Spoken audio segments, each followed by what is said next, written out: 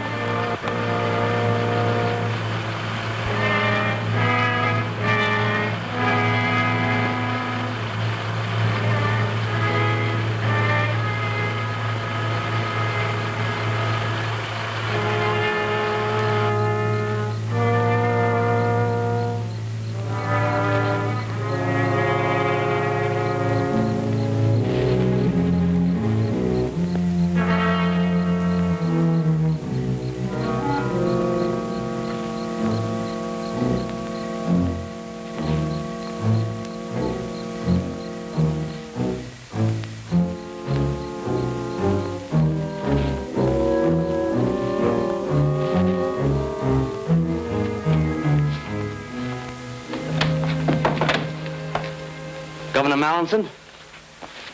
I'm glad you got here, Mr. Hendricks. Nobody saw you, I hope. I don't believe so, sir. Good. Gentlemen, this is Mr. Richard Hendricks. Our host, the State's Attorney General, Mr. Whitmore. It's a pleasure, sir. Glad to meet you, Mr. Hendricks. My name is Hughes. Mr. Hughes? Our Commissioner of Metropolitan Police. Won't you sit over here, Mr. Hendricks? Thank you. Let me take your hand. What can I get you? Oh, a little ginger ale, if you please. Right. You know, Hendricks, all this secrecy may seem a little ridiculous to you, but you realize, of course, your identity must not go beyond the three of us in this room. It's only fair to warn you that our two previous investigators fared rather badly. We found one of them with enough lead in him to start a pipe factory. The other simply disappeared. Well, thanks for warning me. Oh, thank you, sir. You're welcome. Well, gentlemen, I left Washington in such a hurry that I wasn't given a very complete briefing on your particular problem. But offhand, I would say the trouble is in your parole board. During the past 6 months, prisoners of such low character have been paroled. I now suspect criminal conspiracy. Well, do you appoint the parole board, Governor? Yes, I do. Well, why not replace them? You see, those appointments are made for a period of 6 years, and nobody, not even the governor himself, can remove a board member for any reason other than proven malfeasance of office. I see. That kind of ties things up, doesn't it? Well, gentlemen, I've been figuring how to go about this investigation. Oh, forgive me for pacing, Governor. I think better this way. As I say, I've been figuring how to go about this investigation, and I've come to the conclusion that I must pose as a parole violator. Oh, incidentally, does the name Richard Murdoch sound familiar to you? Richard Murdoch, he was in that payroll stick-up. His last job was the Milberg Trust Company holdup. Oh, yes, I remember now. Well, Murdoch was paroled and then quietly skipped the country. So quietly, in fact, that not even the grapevine has the information as yet. And you propose to assume the identity of Murdoch? That's right. Only I'll call myself Rick Carson, since Murdoch naturally would be using an alias. Now, as Murdoch, alias Rick Carson, I must become friendly with someone who has been through the parole mill in order to find out how his parole was engineered. Have you anyone in mind?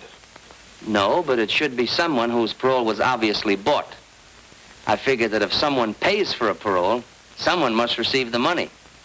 While you're working undercover as Richard Murdoch or Rick Carson.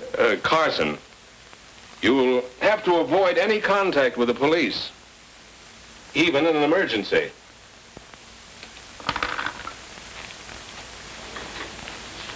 Here's my private telephone number, where you can reach me anytime, day or night. Thank you. Metropolitan 6267. Metropolitan 6267. I'll remember it. Do you have anyone coming up for parole who fits our special requirement? There certainly is. Convict by the name of Harry Palmer. Uh-huh. And when is the next parole board meeting? Let's see. Next Tuesday at the state prison. Next Tuesday at the state prison. Let me see. You're now serving time for attempted murder, Palmer. Do you have anything to say about that? Yeah, it was a phony rap. A lot of things about my trial smelled plenty bad. So does your police record. Do you think you've learned your lesson during your time in prison? I sure have, ma'am. I found out that crime don't pay off. Besides, I realize the things I've done ain't fair to Glenda. She's my wife. If you are paroled, will you conscientiously try to live a clean and decent life? Sure. You can bank on that, Reverend. You think you can earn a living? Honestly, I mean. You bet. I'm promised a job as chauffeur to Miss Dumont. She owns a pastime club. It's all my application there. If you give me this one more chance, I promise I'll never step off the straight and narrow again. Why, he isn't sincere. He's merely playing on our sympathies. All right, Palmer, you may return to your duties. You'll be notified by the warden of the action of this board. Thank you.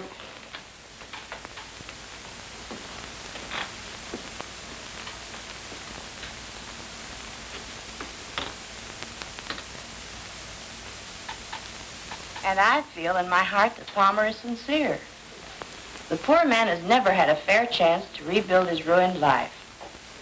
Therefore, for the wife's sake as well as his, I favor paroling him. And what about you, Mr. Jones? It seems to me that keeping a man behind bars when he can earn a living is a needless waste of taxpayers' money. I vote for his parole. And your decision, Reverend? As you well know, I usually bend over backwards to give the misguided unfortunates a chance. But in the case of Harry Palmer, my conscience compels me to oppose his parole. And your decision, Mr. Perkins? Palmer deliberately broke the law. Not once, but many times. Freeing a man like Palmer makes a travesty of justice. I am positively against paroling him. Well, it seems we're evenly divided. 2 for and 2 against Palmer's parole. Consequently, as chairman of this board, it becomes my duty to cast the deciding vote. A decision like this must come from the heart as well as the mind. It must be tempered with humanity and understanding. I watched Palmer when he made his plea, and I'm convinced of his sincerity. In view of this, I must cast my vote with Mrs. Prescott and Mr. Jones in favor of Palmer's parole. This is an outrage, Holliday. At least a half a dozen times in the past few months you've done the same thing. I just don't understand. I'm entitled to my vote the same as you, Mr. Perkins. Now, Palmer will have served his minimum sentence on the 22nd of this month. His parole will become effective on that date. I learned that Palmer's wife, Glenda, was working as a waitress at the pastime club. So I decided to hang around. I'll delete that hang around. So I decided to drop around to the club to look the situation over.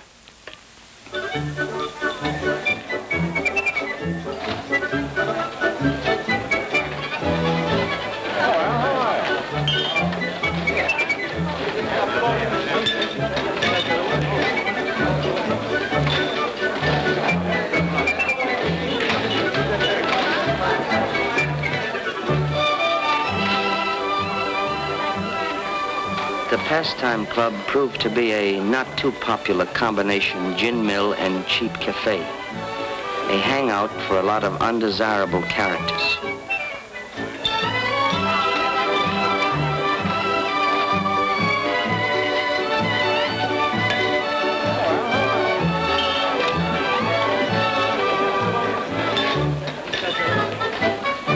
May I take your order, sir? Can't make up my mind. I'm a little undecided between a hamburger and a ham sandwich. Take the ham sandwich. You got a deal. Coffee, too? Yes, black, please.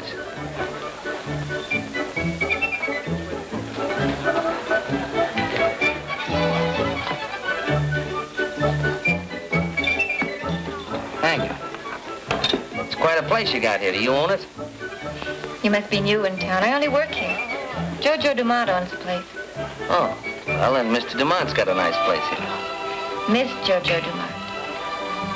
In fact, there she is now.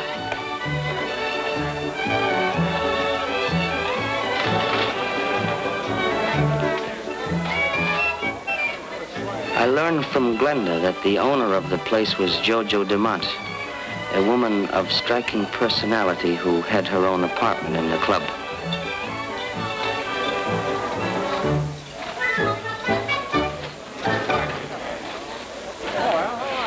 One group of hangers-on seemed to be tied in with Jojo.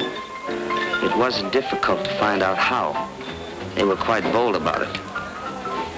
The tie-in was a lucrative sideline which Jojo operated, an illegal punchboard racket. The three salesmen were Blackie Olson, Frank Mitchell, and Kid Redmond. They sold to the cooperative customers who were always glad to make a dishonest dollar. Duke Vigili, another of Jojo's willing workers, spent most of his spare time trying to cheat a slot machine. During his working hours, he called on the less cooperative prospects. For these, he had 3 convincing arguments, 2 hard fists, and a .45 caliber revolver. The straw boss of the outfit, Charlie Newton, dignified the job by calling himself manager. He tried to appear a legitimate businessman, but the only thing legitimate about Newton was a long police and prison record. Such were evidently the pals of Harry Palmer. They didn't trust me from the very first. However, during the 2 weeks until Palmer's parole, I managed to strike up a casual acquaintance.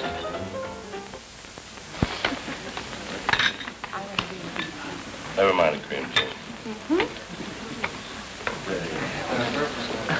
Understand you've been around a little, Carson. A little, here and there. Stick around for a while? Maybe. All depends. On what? Maybe it depends on you, Newton. You run the joint. I thought you might have something in mind. Not a thing. Howdy, boy. Besides, I'm only the manager. I don't own the place. Miss Dumont does all the hiring and firing. Uh-huh. Well, I guess I'll have to make it my business to get acquainted with Miss Dumont. Oh, that did it. Gin. That's 3 games. Never saw such luck. Ah, lucked up. You play like a dope, kid. Am I right, Duke? He always plays like a dope. Yeah, he always can. 5 more. $15. Yeah. I'll take you on, Carson. Okay, Mitchell, deal. What do you think of this mug, Carson? I haven't decided yet. Got something in your mind, Duke? Yeah, something very interesting. That'll keep. Kidding aside, though, I would like to make a connection. What kind? Oh, I'm not particular. I like the climate here. It's good for my health. What is your racket, Carson? Oh, anything that pays off. Hey, Frank. Yeah, Harry Palmer's back. Come to Jojo's apartment. I'll be right there. Keep the cards warm. I'll be right back. Yeah, I'll stack the deck while you're gone. I'll bet you would.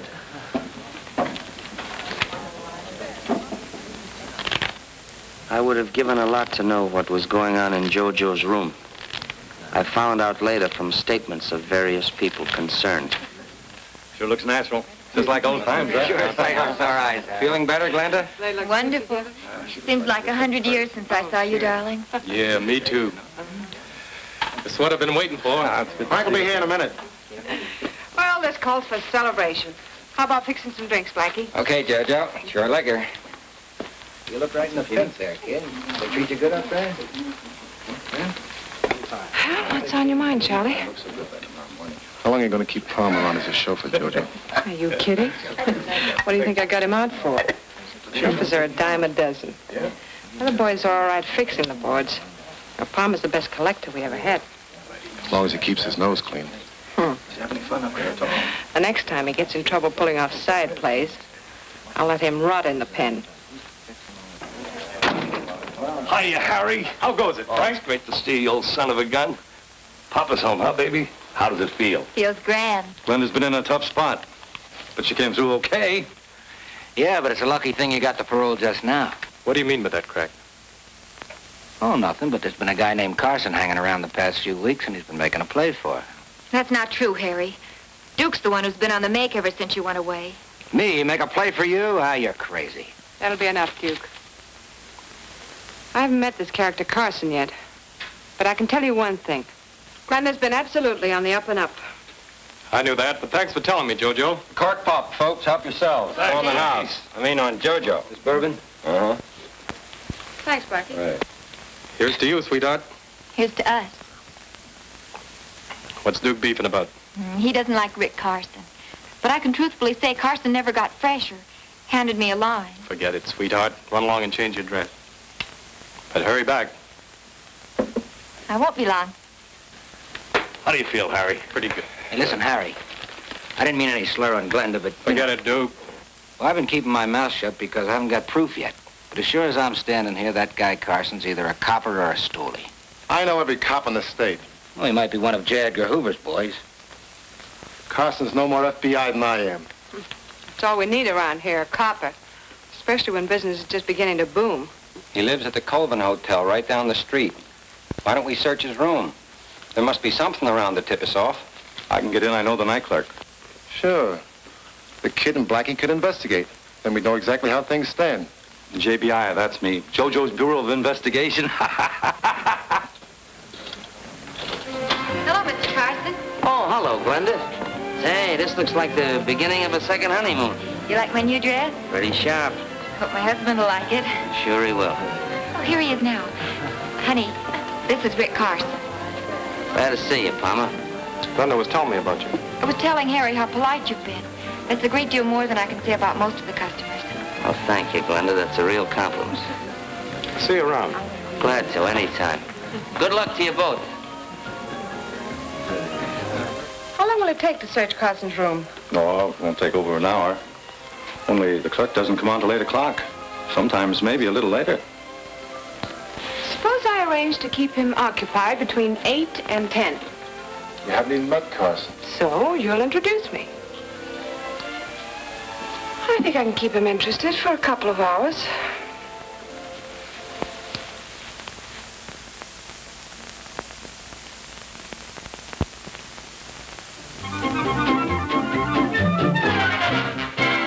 Oh, no more of those fast turns, please. Oh.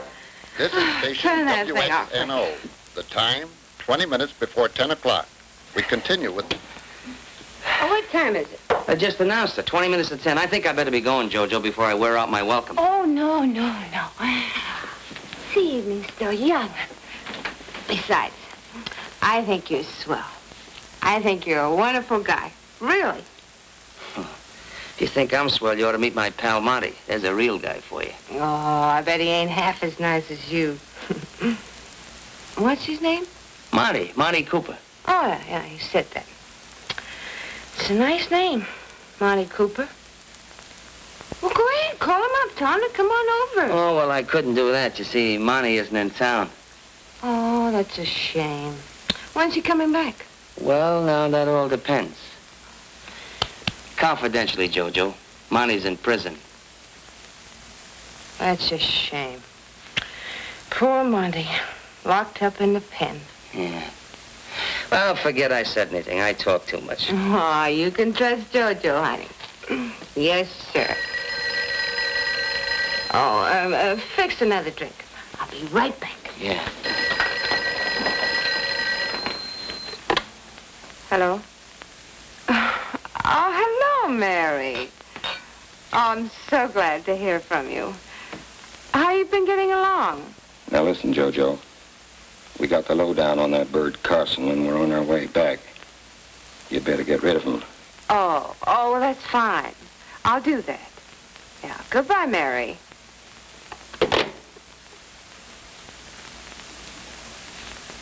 You don't have to be a G-man to know that that was Mary.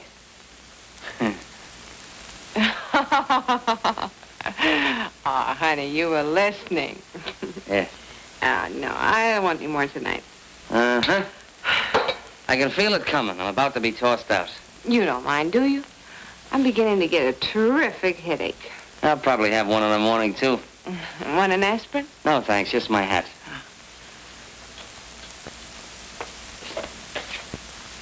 Thank you. Oh, good night, Jojo. It was a swell evening. I enjoyed it.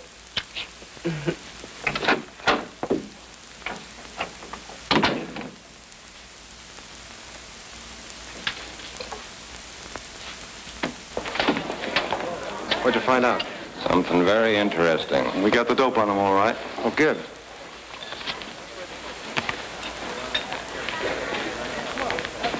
That is interesting. Hi, Rick. Oh, Rick. Hi. How you doing? How's everything? What's up, Duke? I don't know. Oh, hello, boys. Well, let's hear it. What's the dope on Carson? What do you think of that? His name ain't even Carson. Richard Murdoch. Age 32, date of birth 9/15/16, Detroit, Michigan, has a dark brown. Occupation mechanic. Yeah, it had me puzzled for a minute or two. Then it came to me. This guy Murdoch and a pal of his, a fellow named Monty something. Monty Cooper? Yeah, that's it, Monty Cooper. Well, anyway, Carson or Murdoch and his pal Cooper pulled that Milberg Trust Company holdup about a year and a half or so ago. Yeah, we found some newspaper clippings about that robbery. He had them hidden between the cushions of a chair. He hadn't figured on your JBI. Good for you. Well, I guess I was all wet about Carson being a copper or a stoolie. Why don't you give up, Duke? You're always beefing about something. Okay, but don't say I didn't warn you guys if something goes wrong. Now get this picture. This is the Milberg Trust Company, a real old broken down joint. There's the flight of stairs where we came up. This is the vault here, a real old-fashioned can. Well, those stairs made it a little tough because we had to back down them and we couldn't see who was coming up. Anyway, we come in here and there's all kinds of desks and places where you write out checks and so forth. There's quite a few people. Well, I heard them all over here in the corner. Keep them all together. Monty takes the cashier, forces them in over here, makes them open the vault. We open this little old-fashioned can, and what do you think we get? 50 G's. We back out of the joint and make for the car. 50 G's? Split two ways? Not bad.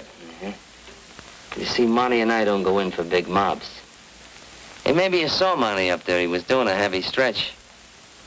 Yeah, I saw him almost every day. Talked to him a couple of times. But he didn't get overly friendly with anyone. Yeah, that's Monty, all right. Well, Harry, I'll tell you. I got another big job on tap. But I gotta get Monty out of prison before I can pull it off. That's tough to do unless you know the ropes. Besides, it takes $2 grand. How do you know? I just know. Harry, I figure naturally you just getting out, you could kind of tell me how your parole was engineered. Now, I'm willing to cut you in for a third, and I'll pay all expenses. Yeah, I don't know. What's the matter? Ain't my dough as good as the next guy's? Oh, it ain't that, Rick. Look, I'll let you in on a little secret.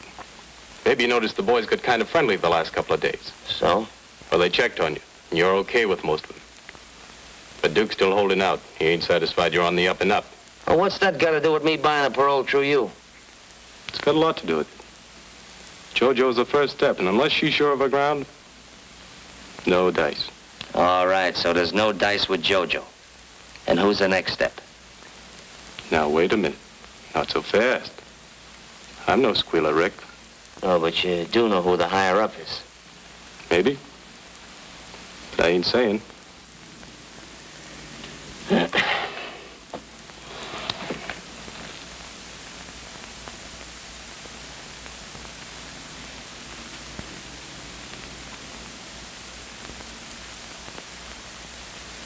Harry, let me ask you another question. Who put up the money for your parole? Why, JoJo put it up. Because the deal is I'm to pay her back. Oh, so she didn't put it up. She just advanced it to you.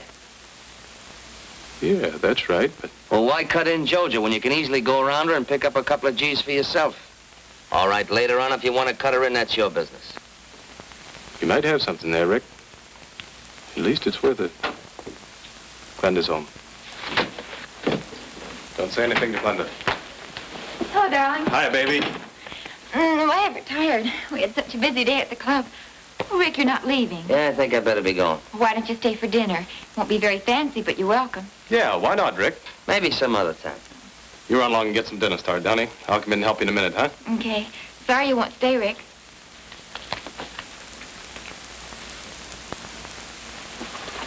Can you get the $2,000? Harry, whenever I need a few G's, I don't let anything stand in my way. Get the dough.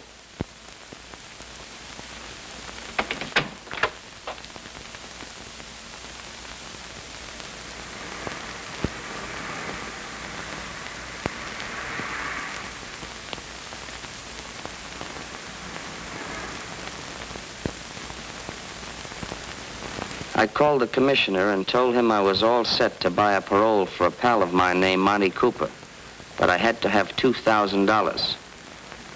He agreed. But as the boys were somewhat suspicious of me, and in order to gain their confidence, it ought to look like I had pulled a stick-up. Go ahead, read it.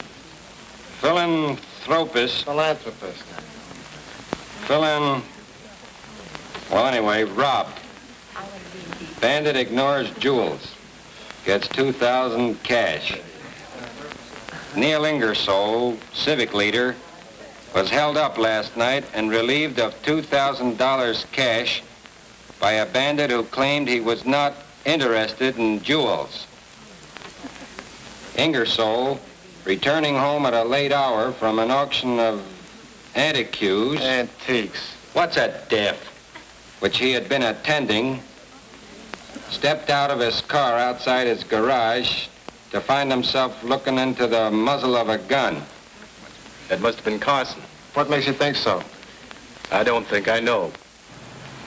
The word passed through the grapevine that I'd pull that job. And the boys who hung out around the pastime club immediately started to accept me as one of the boys, as it were. Well, I turned over $500 to Palmer and went with him to make the contact for Cooper's parole.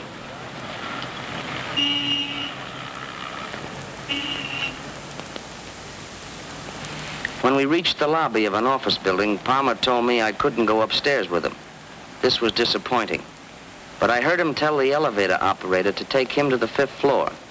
So I checked the names of all the tenants on that particular floor. There were over 20.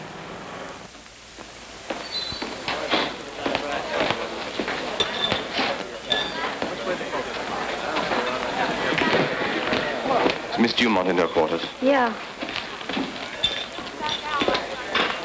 The jerk. Hello, Bonnie. Hello, Jojo. What's on your mind, darling? You seemed as cross as a bear when you phoned to say you were coming over. Somebody's talking too much around here. You mean me? I don't know whether it's you or Newton, but one of you is, and I don't like it. As a matter of fact, I won't stand for it. You've no reason to talk to me like this. I'm sorry, my dear. I don't mean to be discourteous, but I'm worried. For you as well as for myself.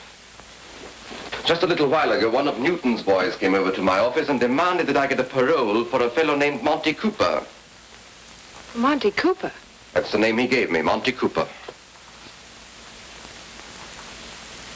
But Carson or Murdoch, whatever his name is, he knows nothing about our parole arrangements. Who said anything about Carson or Murdoch? The fellow who came to see me was Harry Palmer. He's double-crossing you, Jojo. I can't believe it. You can't, huh? Well, less than an hour ago, he laid $500 on my desk and gave me a long spiel about knowing that I was your lawyer and that you came to see me anytime you wanted to get anybody out of the pen. Naturally, I told him that he got his numbers crossed and I knew absolutely nothing about buying a parole. Thank you. Did that shut him up? For the moment. But he left the money and suggested that I think it over. Well, anyway, here it is. Buy yourself that bracelet you've been talking so much about. Thanks. I don't know what to say, darling. I haven't mentioned our connections to a soul. Of course, the boys know that you do handle my legitimate legal matters, but... The important point is how Palmer or any one of them know about my connection with the parole board. It's dynamite. If one of them should talk out of term, there's no telling what might happen. You don't need to tell me. I'll talk to Charlie Newton about it. He'll throw a scare into Palmer. He won't forget.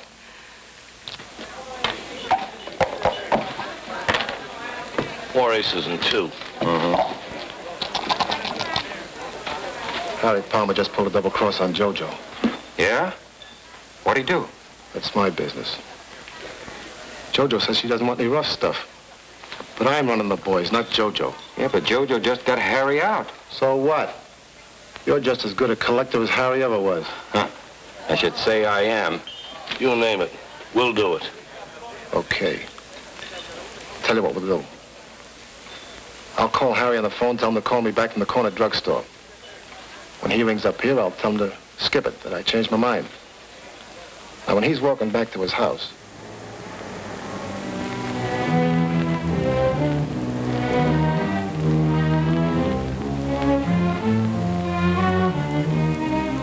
Hiya, Harry.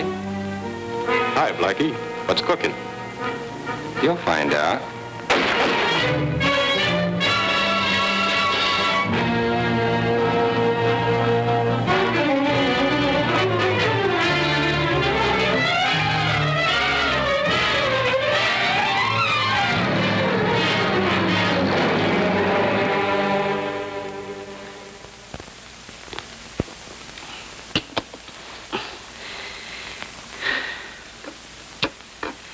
The killing of Palmer completely upset my plans, as I had now lost my only link to tie in JoJo with the higher-ups in the parole conspiracy. Well, how's the leg today? Oh, much better, thank you. Look. Take it easy. Okay. I'm a coffee lover. Oh, I see. Well, I'll come back for that later. All right, fine. Hunting around for...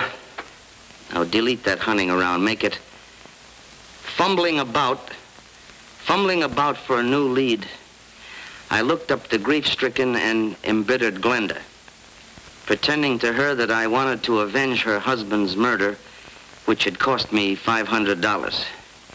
Well, I showed her the list of tenants occupying the 5th floor of the building to which Palmer and I had gone to, and only one name, a first name, sounded familiar to Glenda. And that first name was Barney. B-A-R-N-E-Y. Barney. Now, it belonged to a man whose full name was Barney Rodescu, R-O-D-E-S-C-U, who was a lawyer and sort of a man about town.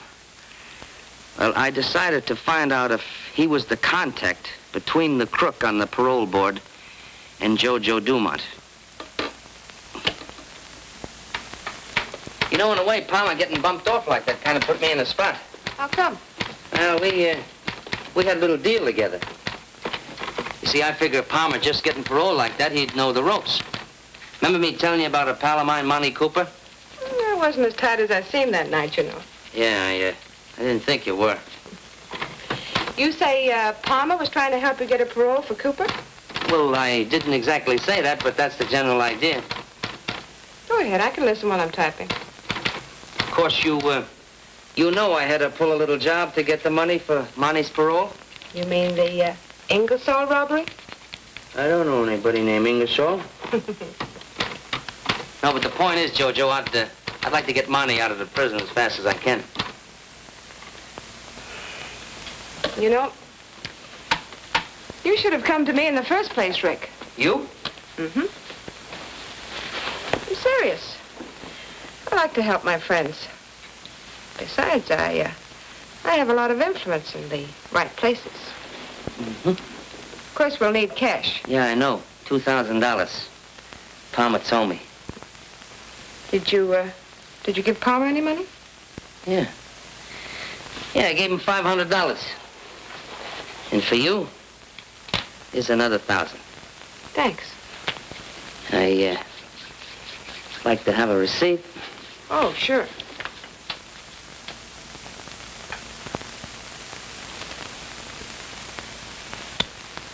There's your receipt.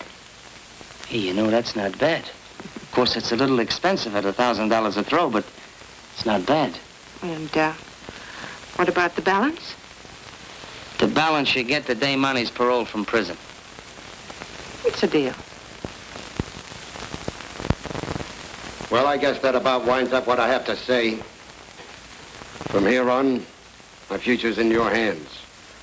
All I ask is that you give me a break. You needn't worry about not getting a fair break from this parole board. All right, you may return to your duties, and you'll be informed of our decision later. Thank you. Thank you very much, sir. That man should be put away for life. He's an habitual criminal. Why should the state have to support this man for life? That's the wrong attitude. I agree with Mr. Perkins. I'm opposed. The man deserves a chance. Every man deserves a chance. Once again, we seem to be evenly divided, thus making it my duty to cast the deciding vote. And you vote for Cooper to be paroled? I do. Mr. Holliday. It's my privilege. But, Mr. Holliday, it's obvious... the chairman's privilege to have his own opinion. The majority votes in favor of Monty Cooper's parole. He'll be released in 2 weeks to report for work at the Ainsley farm at Meadows. I move for adjournment. Because I couldn't understand why anyone would give a job to a multiple loser like Monty Cooper, I decided to check the county assessor's records to find out what I could about Vern Ainsley. From the beginning, I had suspected Ralph Holliday of accepting the bribe to put through the parole. But with the information I had now obtained, I felt certain it was Rodescu who had offered the job on the farm to Monty Cooper. Suspecting the setup, however, was not enough. I still had to obtain the proof. That afternoon, I worked out a strategic plan.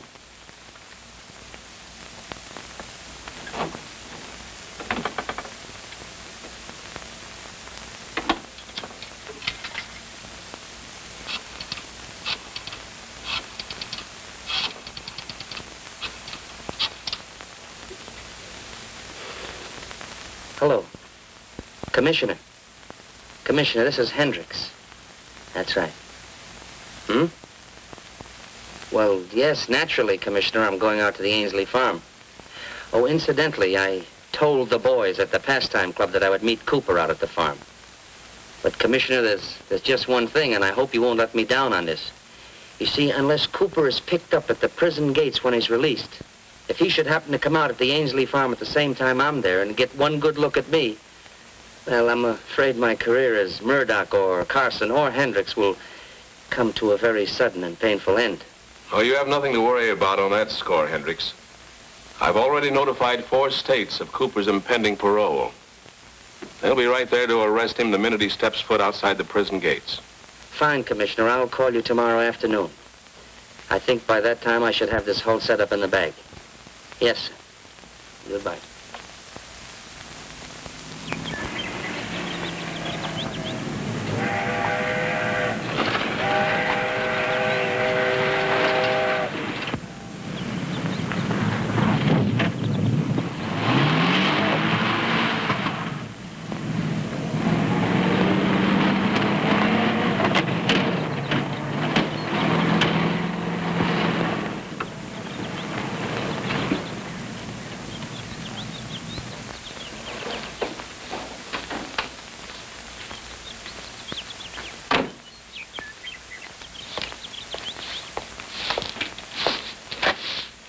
Ainsley?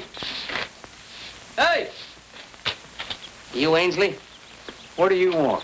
Looking for Monty Cooper. Who? Monty Cooper. He's supposed to be working here. Well, he ain't. Nobody here by the name of Cooper.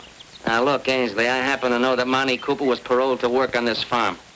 Who told you that? Well, after all, I'm a pal of his. My name is Carson. Rick Carson? Well, I'm pleased to meet you, Carson. I'm glad to meet a real pal of Monty's, too.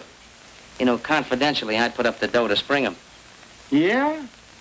Well, I guess you'll be right glad to see each other again. Yeah. Only thing is, I don't expect Cooper much before tomorrow. You see, there ain't no other bus coming this way before midnight tonight. You don't know Monty very well, do you? If there ain't no bus, he'll take a taxi. And when he gets here, he'll ask me to pay for it. Well, you're welcome to hang around if you want to. I guess the boss won't care. Well, I thought you owned this place. Oh, I sold out a couple of years ago to a fellow named Rodescu, a young lawyer from town. Uh-huh. Well, tell me, does this Rodescu, does he come here very often? Mostly weekends. Him and a lady friend. They do a lot of riding. And by the way, I'm expecting them this afternoon sometime.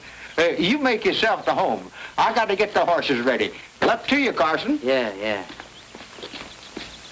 I hadn't figured on Rodescu visiting the farm. I realized his presence might have set my plan, but I had to take the gamble. So I waited until Ainsley had disappeared. I had brought along an instrument which the commissioner of police had provided, and taking advantage of Ainsley's absence, I decided to make use of it.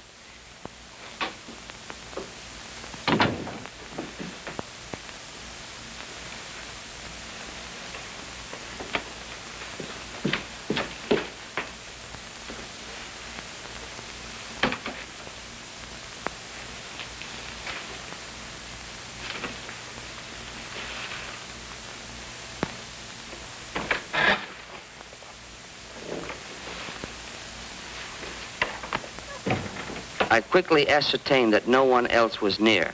I fixed in my mind the details of the room and then found a suitable place in which to conceal the precious instrument.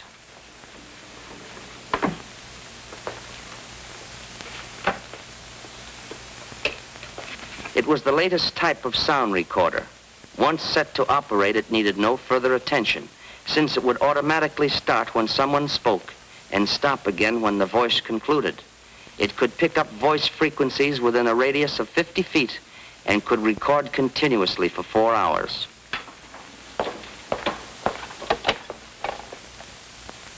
Hello, get me Metropolitan 44244.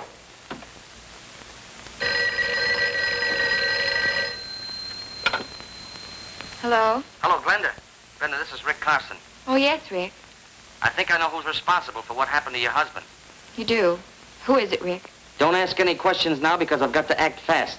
I'll do anything you say. Fine, now listen closely. You know that list of names and addresses of the parole board members that I left with you this morning? Yes, I have it right here. Fine. Now I want you to send each one of them the following telegram. Urgent you meet me at farm without delay. Drop everything else. Have you got that? Yes, Sign each one of those messages Barney. Barney. But I don't get it, Rick. What good are the telegrams? Well, Glenn, just a minute, Glenda.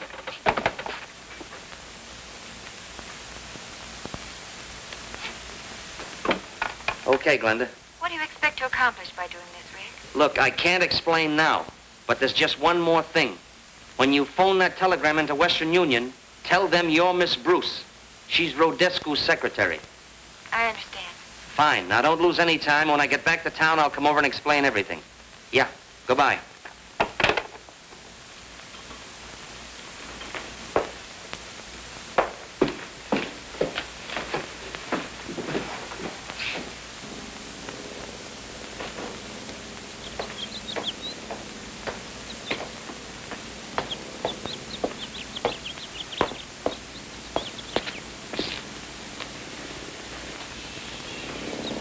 Oh, hi. How about a glass of beer? Oh, no, thanks. Not right now. It's up to you. Thanks. I think I'll kill a little time and drive around the country. I'll stop back later and see if Monty got here yet. Suit yourself. Yeah, okay. See you later. Yeah.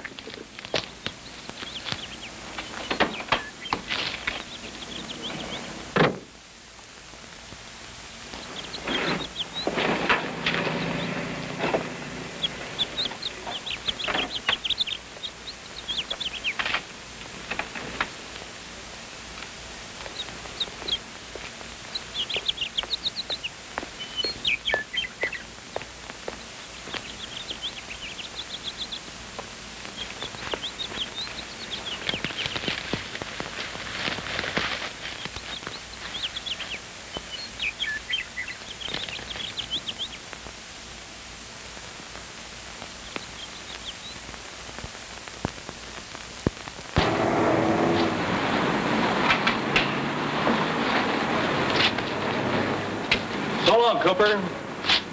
Take it easy. Yeah. You too, Screw. Good luck. Hey, Cooper. We've been waiting for you. Yeah, what for? We want to take you along with us. Who are you and what do you want with me? We're pals of Murdoch. Oh, that's different. Sure, we're taking you to see him. Oh, no, not me, boys. I'm slated to report to a place called Ainsley's Farm in Meadows. And I gotta go there before I do anything. Well, that's just where we're going. Murdoch's waiting for you there right now. He is? And he's mighty anxious to see you. Well, I'm mighty anxious to see him. Where's your car? Over there. Okay, let's go.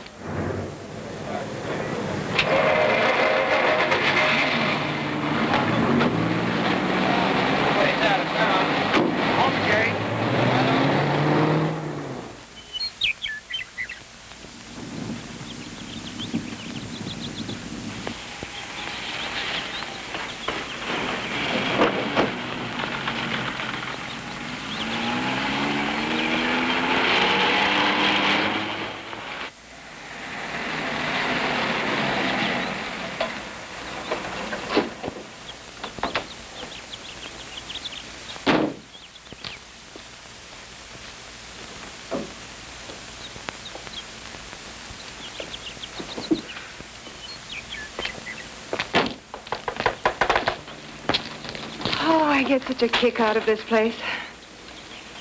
So peaceful. Why do you think I keep it, my dear?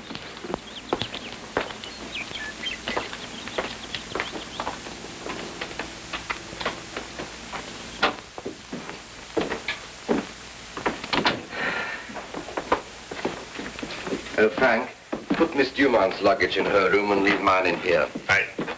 I'll take it. Thank you.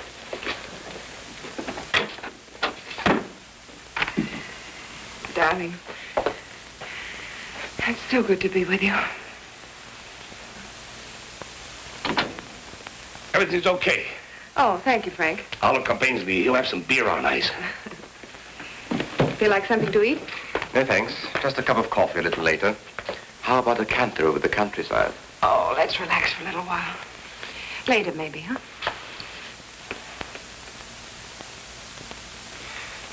Do you think the fellows could push enough punch boards to raise, say, an extra $20,000 in the next few weeks? They might, by putting a little extra pressure on their customers. Then I think they should. A powerful anti-racket committee is being organized to run us, among others, out of business. And a little extra money wisely spent might help considerably. I'll see that Charlie Newton starts them out on it Monday morning. Good. In asking Glenda to send those telegrams to every member of the parole board, I assumed that only the one member who was mixed up in the parole conspiracy would know what was meant by the farm and the signature Barney. Well, just at dusk, I had the keen satisfaction of knowing that my plan had worked. I had sent those telegrams in the hope of tricking Ralph Holliday into exposing himself. Holliday was driving that coupe. But instead of trapping one member of the parole board, I had caught two. But Titus Jones arrived in the car with my primary suspect.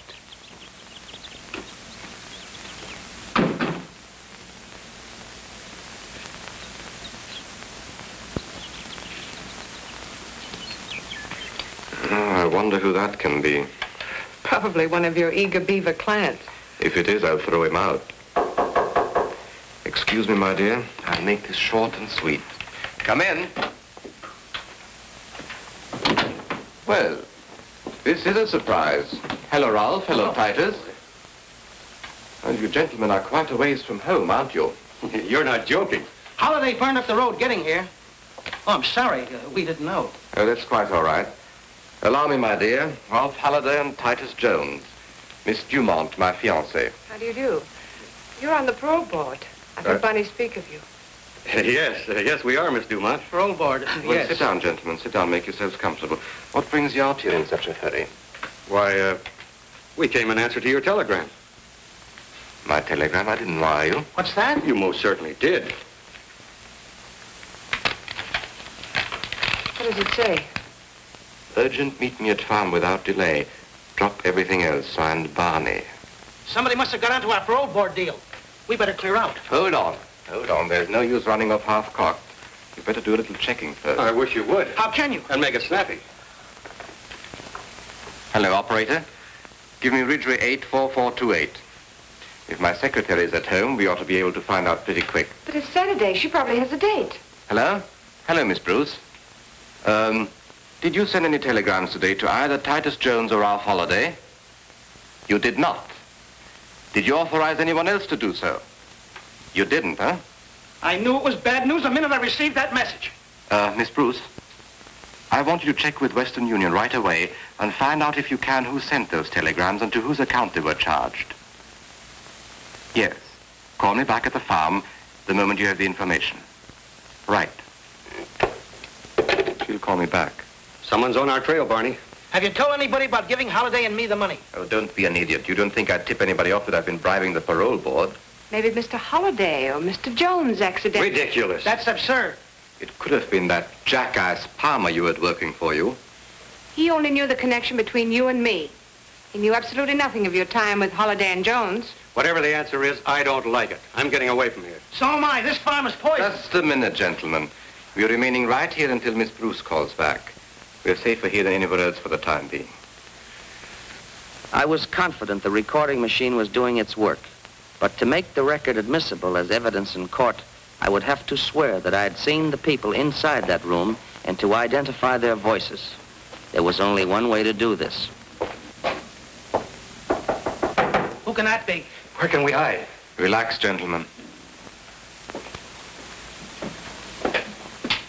Come in. Oh, I'm sorry to bother you. I'm looking for a friend of mine. What makes you think he's here? Well, I was told he would be. My name is Carson. Oh, it's Rick Carson, darling. Let him come in. You needn't worry about him. Come in.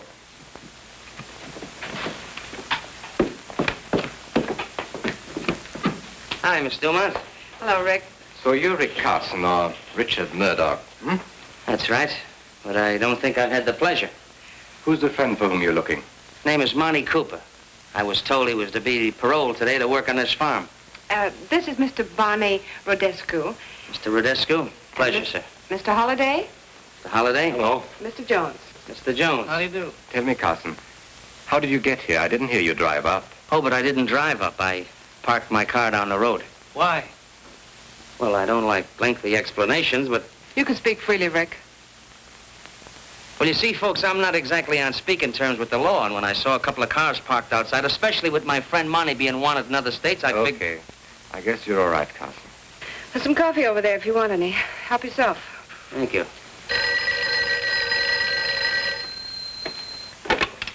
Hello? Yes, operator. Must be my secretary calling me back. Yes, Miss Bruce.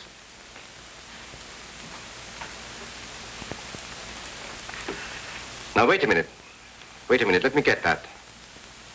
The telegram was sent to Mr. Holliday, Mrs. Prescott, Titus Jones, the Reverend Adams, and Donald Perkins. It's the entire parole board. This is awful. Isn't good. Just a minute. Telegrams were charged to my account and purportedly telephoned in by Miss Bruce.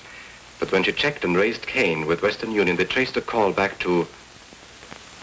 What was that number again? Metropolitan 44244.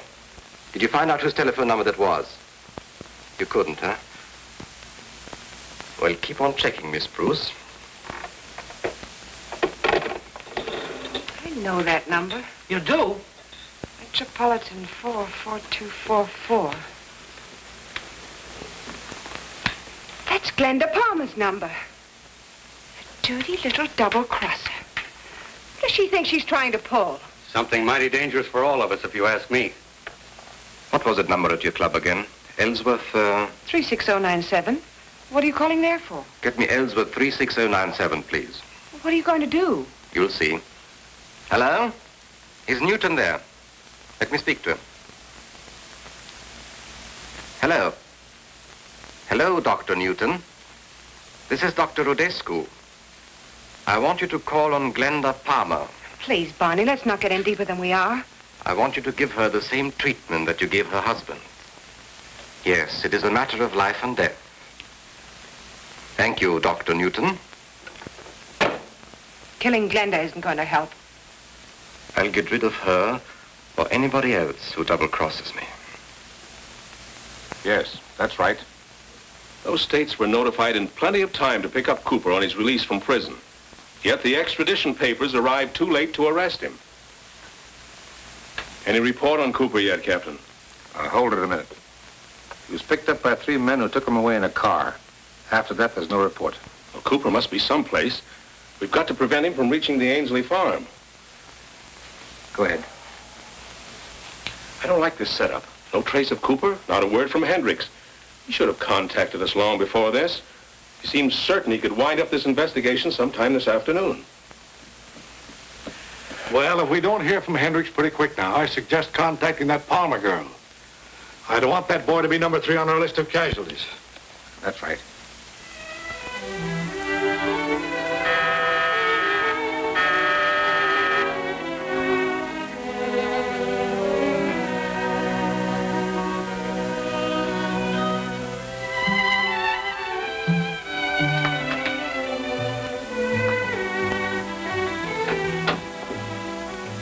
Hello, Glenda. Oh, hello. I was expecting somebody else.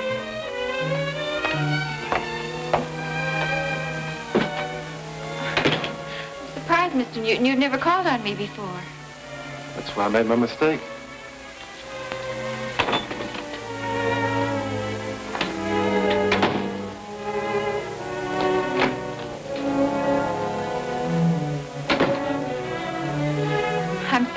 invite you to stay. I was expecting someone. He should have been here before now. Well, it's a shame he's late. Now when he gets here, he won't find you at home. What do you mean? You're going out, Glenda. With me. No, I couldn't. Well, after all I told you, I'm expecting someone. Get your coat. Please go. Get your coat. Shut your trap.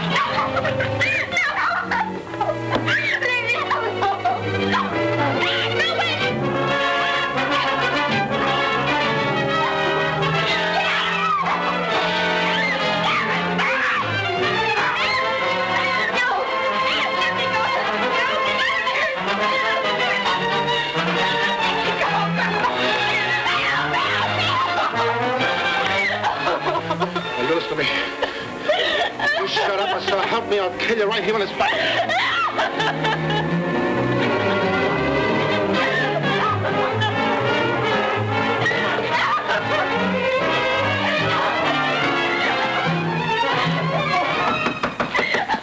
Mrs. Palmer, what's the matter in there?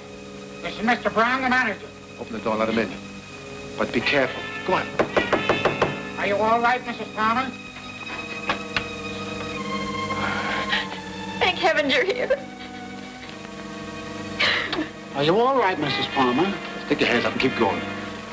Drop that gun. You're the manager of the pastime club. Get him out of here. Book him on suspicion of attempted murder. Yes, Commissioner. Take him out. Everything's all right, Mrs. Palmer. Will you please get the lady a glass of water? Mrs. Palmer, I'm very anxious to get some information about Rick Carson. Now, it's all right. He's working with us. Oh, thank you. Here you are. He said you were helping him, but we're worried that something may have happened. Have you heard from Carson lately? He telephoned me this afternoon from Meadows. Meadows? The Ainsley farm is located near Meadows. That's right. He mentioned the farm and the telegrams they sent for him. Captain, notify the sheriff's office in Meadows to see if Carson is at the Ainsley farm. Yes, Commissioner.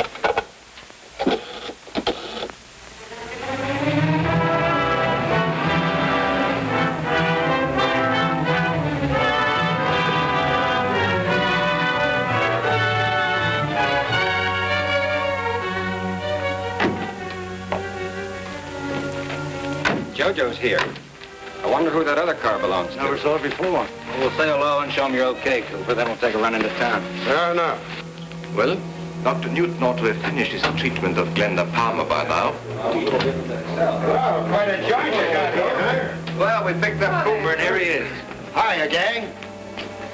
Well, where's that old son of a gun Murdoch or Carson, whatever he calls himself now? What's the matter, Monty? Don't you recognize your old pal? You know, I didn't at first, but I sure do now. You're the guy who shut it out with me and a pal up in Wisconsin. It was you who put a slug through him. You're a federal agent. What did I say? That's right, I am a federal agent. And there's one thing they teach us, and that's how to use a gun. And the first one that makes a move gets it. Oh. I warned you, Mitchell. Anybody else? You see, the reason Cooper knew I was a federal man is because I once put him in prison. The very same prison that you very loyal citizens got him out of today. Looks like I'm going to have to put him back in again. But this time I'm going to give him a lot of company. I'm going to put you all in with him. But right now, ladies and gentlemen, I'm afraid I have to leave you. But I'll make you a promise. I'll be back again. Nice work, Ainsley, just in time. I heard the shot. I figured something was wrong. Kill up and pal of mine. Stop the body. Stop it. All right, gentlemen. Put him in the chair. He'll be more comfortable here. Hey, Carson, here's some water for you. Now speak. All right, Carson. Who put you on our trail? Well, I suppose we'll have to teach him how to speak. That's lesson number 1. He's stubborn. He'll need more than that. Ready to talk yet? Hit him again. We'll make him talk. Oh, why don't you shoot him and get it over with? Just a minute. We'll try once more. If he doesn't talk this time, he'll get a one-way ticket to the bottom of the river. All right, Carson. This is your last chance. Tell us just how much you know. You better talk fast and to the point. Sounds like police sirens. It is the police. What can we do? Don't let them find him here. Duke, Blackie, Kid. Take Cooper and Carson to the storeroom. Use the back way. Holiday and Jones, you better go along. Come on, boys. My hat. Here. Hurry up. Make it snap. Now, you and I will be taking care of Frank, Jojo. All right. And remember, he was hurt in a hunting accident. Oh, shut up.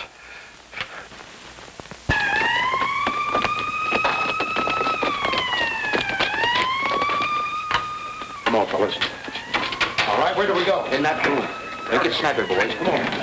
No time to lose. Right in here.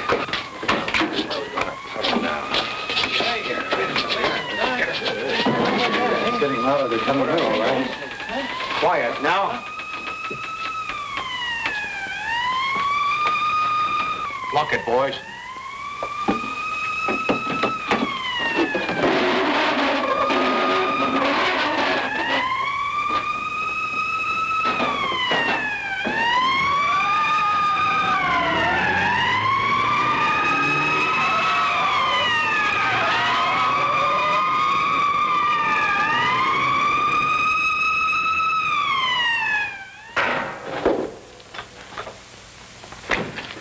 All of you and Al go with me. The rest of you look those cars over and see if you can find anything out here. Come on.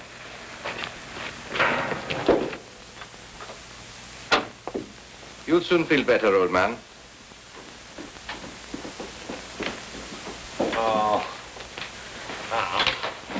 What's the trouble here? My guest was hurt in a hunting accident. We called a doctor. Oh.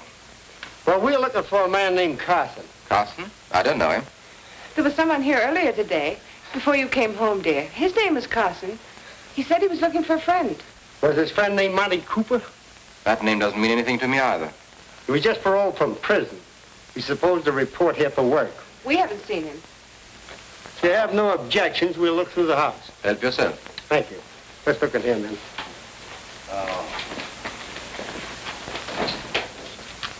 Jim, you go up there.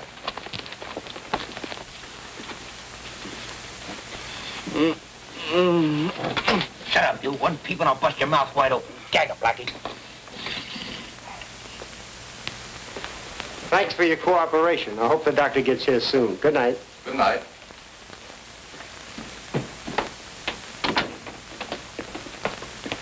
That setup doesn't look right to me.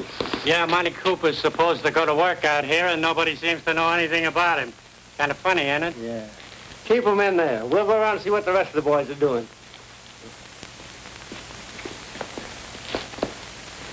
We haven't been in here yet. Open it up, mister.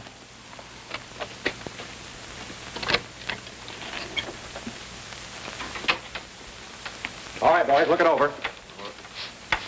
Kind of stuffy in here.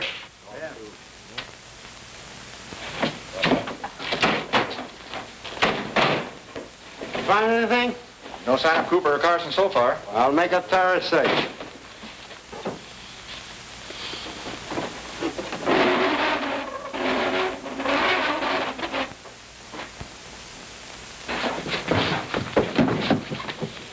See, I told you there ain't nothing in here. That just about winds it up. Well, if Cooper shows up, I'll be glad to let you know. Okay, let's go, men.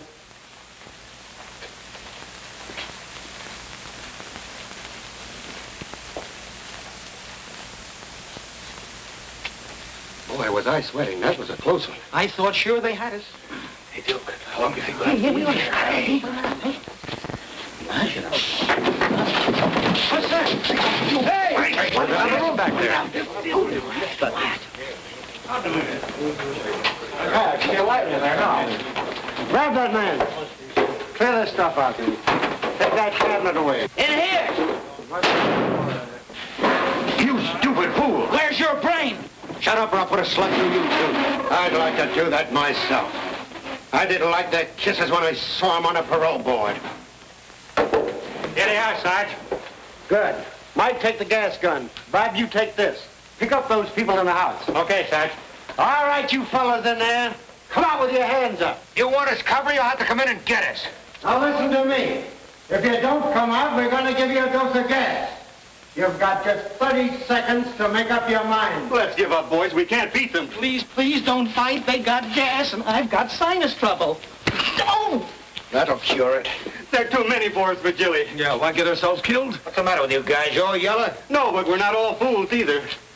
Come out one at a time with your hands up. I'll count to 5.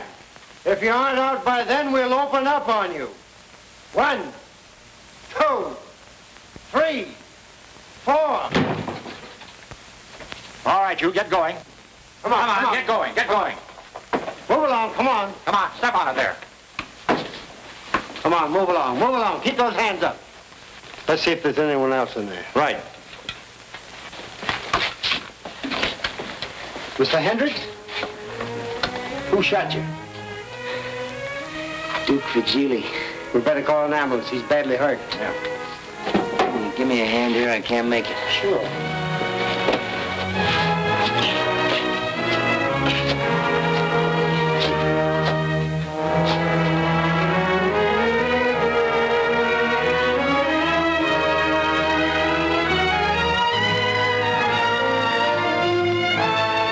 Just a minute.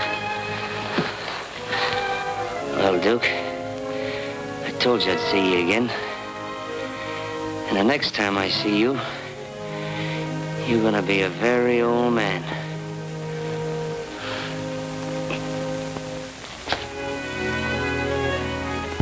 Oh, yes. Getting along real fine. Another week or so, I'll be able to go out dancing again. That's wonderful. Here you are, Mr. Hendricks. Oh, thank you, Mary. Oh, Mary's my favorite nurse. I can believe that. Now, if it wasn't for her, I'd probably still be lying in bed. Thank you, Mr. Hendricks. God bless you. Well, here's my completed report, Mr. Whitmore. Took quite a long time to finish it, but I hope it accomplishes what the governor desired. Well, I'm sure it will be, Carson. I mean Murdoch. You mean Hendricks. That's right.